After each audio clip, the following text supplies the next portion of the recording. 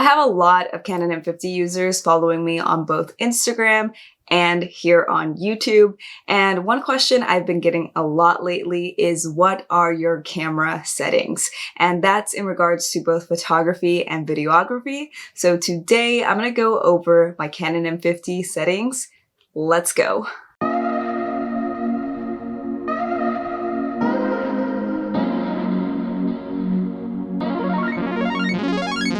When it comes to my camera settings, there are two things I'm going to talk about for both my photography settings and my videography settings. They are picture style and manual settings. By manual settings, I mean aperture, ISO, and shutter speed.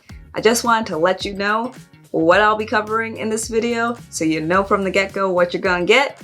And now let's jump into photography settings. So I want to start off with photography settings because of the two, it is the simpler one.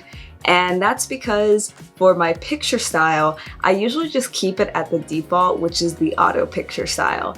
And by the way, if you want to know how to get to your picture style, you do this. To start off, grab your camera and then click the little Q at the top right corner of your screen. Once you do that, you'll see this little symbol with an A next to it for auto. And when you click on it, the bottom of the screen shows a bunch of different picture styles that are available for you. When you click on each picture style, you can get the info about the settings and adjust accordingly. Another way to access your picture styles is by hitting the menu button and then scrolling over to the third or fourth tab under the camera. There you'll find a line that says picture style, and when you click into it, you can see all the styles available and click them again to adjust their settings. Like I said, I usually use the auto picture style for photography. I really like the way the color is balanced out and the contrast and sharpness for that setting, but sometimes I do use the standard setting with a little less sharpness. So I just put my sharpness down by 1 point for a kind of softer look. I like to do this for portraits mainly, but honestly, it just depends on how I feel. I like lowering the sharpness on my photos, so that way in post-edit, I can always sharpen them up if I really need to, but if I want that softer look, it's still available for me. Now, when it comes to manual settings for photography, it kind of just depends on the situation, but over time I have discovered and followed some rules that I set for myself when taking photos, and here they are. So when it comes to shutter speed, a rule that I follow is if my shutter speed is under 30, I will put my camera on a tripod. I think this kind of depends on how steady your hands are, but for me personally, if my shutter speed is under 30, that's when my photos start to get blurry and my hands start to get shaky, I suppose. There have been some instances where I lower my shutter speed way below 30 and have no tripod, and I'm kind of forced to hold steady and take a good shot, and it somehow, by some miracle, works out. But usually if my shutter speed is under 30, I will throw on a tripod or throw my camera onto a tripod. That's what I meant. When it comes to aperture, I don't really have a rule per se, but something I always keep in mind is what kind of photo I'm trying to get. If I'm trying to have a very nice landscape photo with a lot of information in the image, usually I'll try to keep my aperture a little bit higher, and by higher I mean 8 and above. When it comes to portraits, if I want my background to be blurry for a subject to be really in focus in front of me, then I'll bring my aperture as low as I can go. And the reason why I say I don't really have any crazy set rules for aperture is because sometimes by force of hand I have to bring my aperture super low for a landscape situation, and somehow it works out. And usually those situations have to do with low sun. If the sun's going down and I don't want my shutter speed to go all the way down, or if I don't have a tripod, then I'm forced to lower my aperture to bring in more light, and sometimes you just gotta roll with it. And now when it comes to ISO, I think ISO is the rule that I abide to the most, and that is never put your ISO over 1600. 1600 seems to be the point at which your quality of photo begins to deplete with the Canon M50. So after your ISO is over 1600, you'll start to notice more and more grain in your photo. I try not to put my ISO above 1600 and will instead adjust my shutter speed or my aperture when it comes to the lighting of a photo. But to be honest, I say 1600, but I really kind of mean 800 because I rarely put my ISO above 800.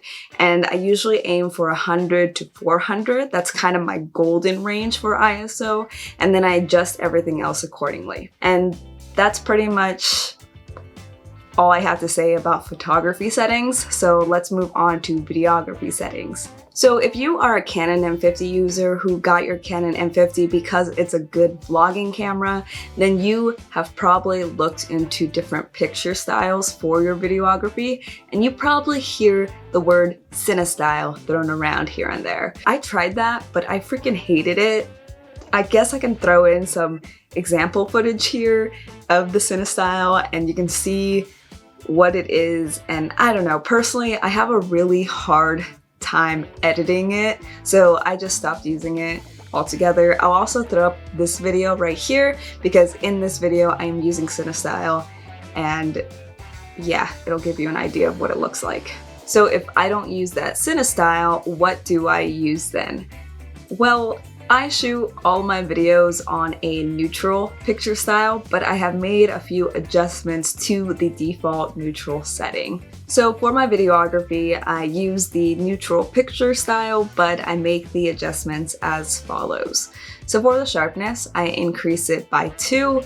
For the contrast, I decrease it by 2. For the saturation, I decrease it by 2, and everything else I keep at default. So color tone stays at 0. And that's it. I use that for all my videos, and then I color grade it in post-edit. This is what it looks like without that color grading. And here we are, living in color. Maybe I'll make a video on color grading videos if you would like that. Leave that information in the comments down below. Be like, yo Angela, make a video on color grading. Now let's talk about manual settings for my videography. So very similar to my photography settings, when it comes to video, I refuse to put my ISO over 1600 because that's when things get a little grainy, and I always aim for a 100 ISO, but if that's not possible, I will adjust my aperture to get better lighting or bring my ISO up to a max of 800. But usually I aim for 100 to 400 like with my photography.